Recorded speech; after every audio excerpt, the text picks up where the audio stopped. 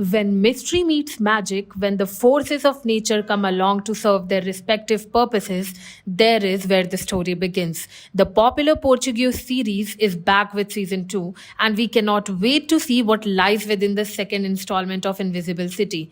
Henceforth, the story intensifies and the tale becomes even more complicated now. He lost his wife and now he stays apart from his daughter. He is not an ordinary human. He is just like one among them who is destined to save the invisible land. But will he accept his truth? Will he ever find out the reason behind his wife's death? The investigation continues while Luna wonders what to do next. On one hand, she is looking out for her father, while on the other hand, his father wants to protect her from these strange magical forces. The mythical creatures are back to entertain us. So let's get straight into the ending explain of season 2. We say don't skip it. Invisible City season 2 truly looks us by surprise.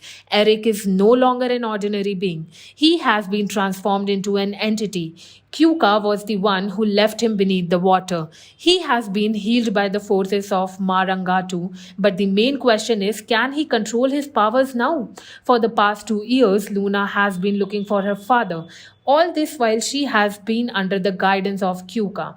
Luckily, in the first episode itself, we saw their reunion, but the story has just begun now. The Castros are going wild over their mission. They are still looking for the forbidden gold. They are searching for the soul key which will lead them to the forbidden land of Marangatu. But everything comes for a pay. It all starts when Luna makes a pact with Matinanta. The wise witch owl reunited the father and daughter, but in return, Luna had to pay her back. Just when Eric thought he would take Luna back to city life, exactly that time Matinta knocked at their door. The wise owl took her to the Castros, but little did Deborah know that she too had to do something for Matinta. In the meantime, we will also know how Eric knowingly starts capturing other powers. He is not just the son of waters, but now he also holds the power of the wolf. This will bring us to Bento, who was once cursed by mystical forces.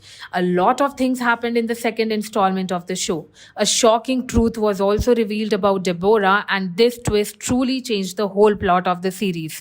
The father has been reunited with his daughter, but the quest is not over yet. Lazo, Bento, and Luna, all three have been captured in the cells. Deborah knows the truth. She knows very well that Luna is not an ordinary soul, but a very powerful entity. She is the only one who made it through Marangatu. It also comes down to search of the forbidden land, and guess what? Eric will no longer stay as a good as entity. He holds a very strong power within himself, and he starts stealing everyone's strength, and that's when the people knew that Eric has to die. There was a scene where we saw Eric, Luna, and Jakiara standing still in the magical water of the Marangatu. Eric has been reunited with his dead wife. Luna has delivered the amulet to Kaninana. By the end of the tale, everyone got their mystical powers back. Most importantly, the Castros were sentenced for their wrong deeds. Deborah went back to her original life. She finally realized her mistakes. Everything went well, but how we could forget about the fact that Kyuka died in the last episode of the show. Unknowingly, Eric stole Kyuka's power, and thus the 200-year-old entity lost herself. This was the most heartbreaking scene of the show. But what ends well is well. Invisible City 2 is filled with adventurous roller coasters. The quest, the mysteries, the magical powers, and the mystical creatures truly impressed us a lot. All 5 episodes of the Invisible City Season 2 are currently streaming on Netflix. And if you want more updates on your show like this, do not forget to hit the subscribe button and press the bell icon.